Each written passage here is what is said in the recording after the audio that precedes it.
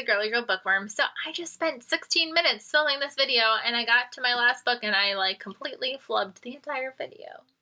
Go me. So this is my currently reading video / Project 50 update. And so my Project 50 update is I'm done. I'm so excited. You have no idea. I don't think I'm ever going on another book buying ban again because now I just want to buy all the books. So my book buying ban will probably be like for nothing. But that being said, I did it. I'm done. And I'm proud of myself for doing it, especially through a quarantine when things have been rough. So let's just get started with the books I'm currently reading. So the first book that I have to talk about is The Paris Hours by Alex George. Last time I talked to you, I was halfway through this book and I finished it. We had a discussion. We ended up having like a Zoom conference. It was so much fun. I ended up really enjoying this book. I gave it 4 stars. We're following 4 people in France in 1927, and we're kind of following a day in their life. They're very separate stories, which ultimately come together in the end. It was such a beautiful story, emotional. These characters really like grab at you. You feel for them. I think I really got a lot out of this because I did it as a book club. We were able to discuss it and talk about it. And the minute I finished this, I immediately went over to the chat and went, I cannot wait to talk about this book because it ends in such a catastrophic way. It's beautiful. It's emotional. A lot of people in the group don't typically read historical fiction, but really liked this one. So if you're hesitant about historical fiction, this one might be for you. It is a little confusing in the beginning because you're trying to figure out all these characters and there are flashbacks, even though it takes place in one day.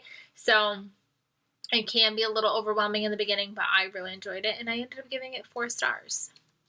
Then after that, I read Sister Dear, which I got from Netgalley. And this is by Hannah Mary McKinnon. And I read The Neighbors by her and I thought she had a ton of potential. So when I heard she was coming out with a new book, and look at this cover, I knew I had to read it. It looked sinister. It sounded sinister. It's about a girl whose father is dying and she finds out that he's actually not her father. And she's kind of had this like mediocre life. Like her mom doesn't like her. She's not rich by any means. So she's just not happy with her life. And she discovers that her sister in real life, like she finds her father, they're rich, they're loaded, they've got the life, and she wants that. And the synopsis makes it sound like now it's her turn. So I'm like, oh my God, this is going to be so good. Revenge story, wonderful.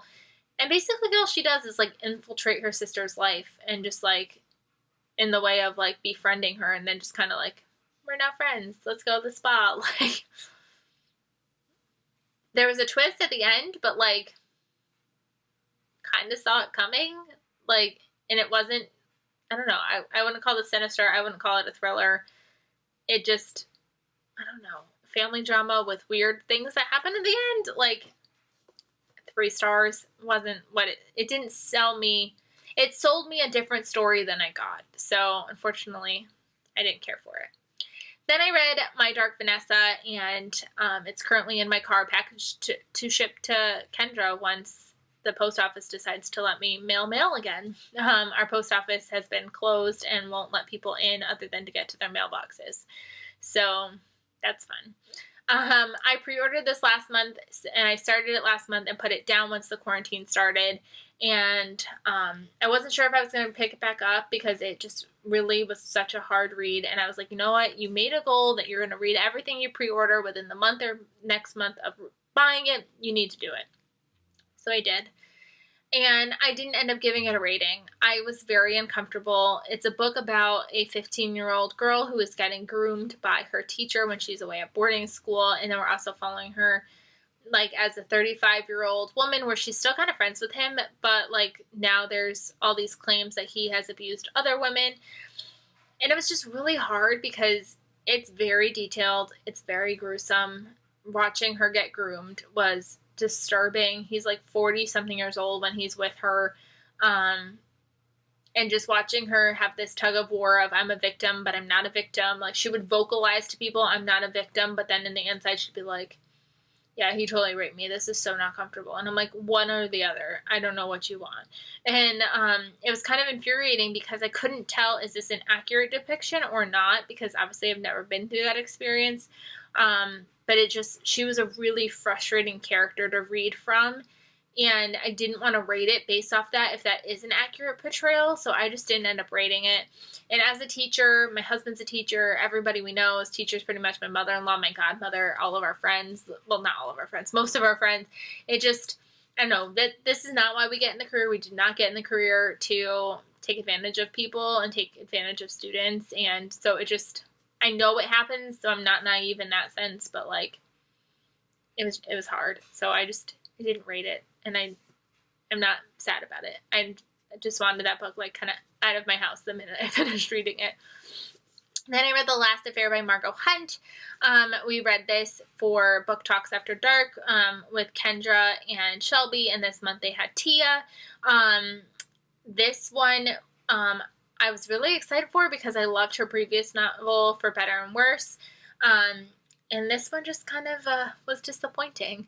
This is also marketed as a thriller, and it didn't feel like a thriller. Like, yes, we had a murder scene in the beginning, and we kind of find out what happened originally to that murder scene at the end, but it felt more like a family drama that had a murder in it than a thriller. We're following 3 perspectives. We're following Gwen, who's married to Josh, and Abigail, Gwen's daughter, and then Nora, who is having an affair with Josh. So we find out in the beginning someone's dead, and we spend the whole book trying to kind of figure out like what's going on with this affair and who's dead and why. That end I saw coming. I kind of figured it was that person. So overall, it was just kind of mediocre. I was never really excited picking this up. It was kind of slow for a really short book. So I just found it to be kind of average, and I gave it 2.5 stars because it just, I don't know, the ending just kind of really tanked it for me on top of like it being slow. So 2.5 stars.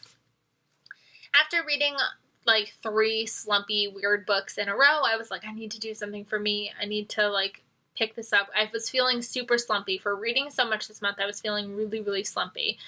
So I ended up picking up Love on Beach Avenue.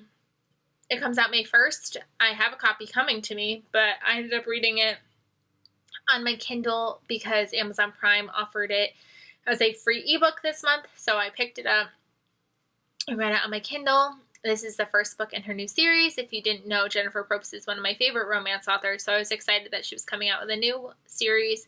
Book 2 already comes out in August, and you better believe I already pre-ordered that. This one is following the 3 Sunshine Sisters. They are currently running their family's business. Their parents have kind of gone off and retired, and they are running their family's bridal business. And you know me, I love weddings. Anything that has to do with wedding planning, I love those kinds of books, so sign me up. And I didn't know that going into this book. I literally just picked it up without even reading the synopsis. And we're following Avery, and she's about to start planning her best friend from college's wedding. So Allie's getting married, so she's planning her wedding for her, but Allie's brother Carter wants to be involved because he doesn't trust Avery. He didn't like her when they were in college together, so he kind of wants to like be the big brother and take over.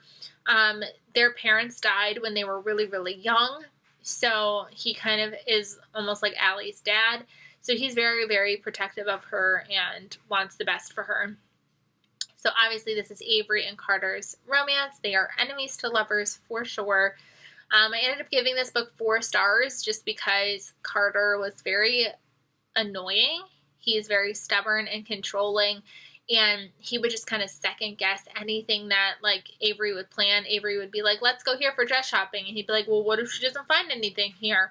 And then he would like make bets of like, I bet you she will pick my dress that I choose, or I bet you she'll choose the cake I choose. And it was just like, let the wedding planner do her job. Like, it was part of their relationship, but it was just like seriously irritating. But then he would do something like super sweet, like to read a book about Fancy Nancy with like Avery's niece, and I'd be like, oh my gosh, she's so cute. So it was like a love-hate relationship with Carter, so I had to give it 4 stars. But I have a feeling that the rest of the series will just only go up because I'm excited to see the other sisters, and I think the next love interest we've already met, and I already like him, so hopefully it'll go well. So I'm excited to continue on. The second book is called Love on Ocean Drive, so I'm excited for that one to come out. And the last book that I read is the book that currently broke my book buying ban. Well, not broke my book buying ban, like finished my book buying ban. And that is Happy and You Know It by Laura Hankin. I got this book from Berkeley, and guess what, guys? It's this month's Book of the Month book choice. So if you're interested, or you've been wanting to try Book of the Month, don't forget my link is always down below in the description. I think you get your first book for $5. So if you like the synopsis of this one, you definitely want to go check that out. So this one is about a woman named Claire, and she is kind of a struggling musician. She was part of a band that kicked her out. She's trying to make her life in New York. She doesn't want to go back home to her crazy religious parents who like are very set in their ways of old school thinking. So she like doesn't want to go back there because she knows that they don't really care for her. So she ends up taking on this job of being a musician for this play group of babies, and they're rich New York style moms. So basically it was like Sex in the City if they had kids, except they're bougier and crazier. And they kind of take her into their circle. They have appears to be a very glamorous life, and we're kind of trying to figure out, is it as glamorous as we think it is? The back calls it a dark, witty page turner, and I 100% believe that it was 100% a page turner. I picked this up thinking, I'll read like 100 pages today, or I'll get halfway. I flew through this book in one day. It was so good. I could not put it down. It was definitely like a guilty pleasure read. You're reading from Claire's perspective and some of the moms, and it just felt like I had to know what was going on. Like it was like, I don't know, I compared it to Big Little Lies and A Simple Favor, because there's definitely like a sinister element that's going on in this that I did not see coming. Obviously it says it's dark, but I like didn't see it coming. It was fun. I was able to relate to some of the moms. Like they had some like crazy problems, like someone's cheating on their husband. That's not what I could relate to, but they would talk about something like, I don't know, like the worries that you have as a mom of like, is my kid developing fast enough, or things like that. So I really, really enjoyed this one. I gave it 4.5 stars. I had a lot of fun with it. I kind of said like before, like it's a guilty pleasure read. Is it probably the best book ever? Maybe not. But to me, like it hit exactly what I needed right at the right moment. So I ended up giving it 4.5 stars because it was really, really, really good.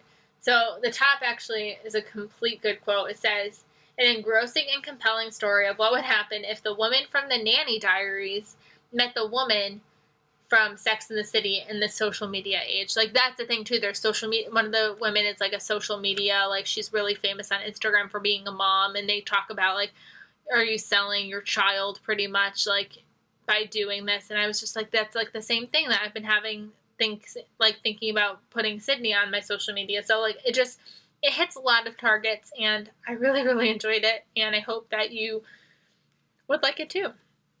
And that comes out officially, if you're not going to get it through Book of the Month, it does come out May 19th, so right around the corner. And then the book that I'm currently reading is Masterclass by Christina Dolcher. I just started it this morning, so I'm only 28 measly pages in, but I think I'm going to really, really like this one. This is a dystopian novel, which if you haven't known, I've been like craving like fantasy and dystopian novels, which I haven't been able to find a way to fit it into my TBR, but I'm finally making a way to like get it in. I pre-ordered this in March, and I'm picking it up like immediately. This one is about this world where there is so much immigration that the schools are just being so overpopulated that they try to create this like solution for like how like kids are placed in schools. And this woman's husband has kind of created this tier system, and everybody has a queue number. And this queue number gets kind of reassessed every month, but you're either like the bottom tier, the middle, like the green tier, I think, or the silver tier. I think the silver tier is the best tier you can have. And based on those tiers, it depends, like what you can buy at a grocery store, what line you get to stand in at a grocery store, where you go to school. So like the lowest queues end up going on the yellow bus, and the yellow bus takes you and like whisks you away for a whole month. You don't get to see your family. And then like the green bus and the silver bus, like you get to come home every day to see your parents, but like it's very rigorous. Like you have to go to school. If you don't go to school or you miss the bus, like your queue gets docked. You have to like prove that you're actually sick if you're taking a sick day. Your parents' income comes into play, your parents' job, your siblings' queues kind of can affect your queue. And I believe this woman that we're following, like I said, her husband kind of helped create this system. It's now been like in place for quite a few years at this point.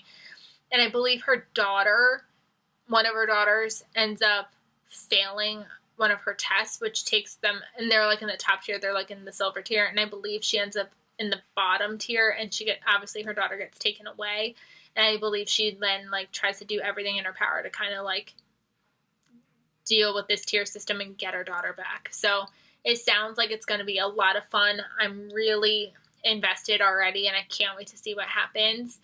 It sounds like such a scary world, but like a world that could potentially happen, which is always terrifying with a dystopian novel. So yeah, I can't wait to keep going, and I will let you know more about this in my next video.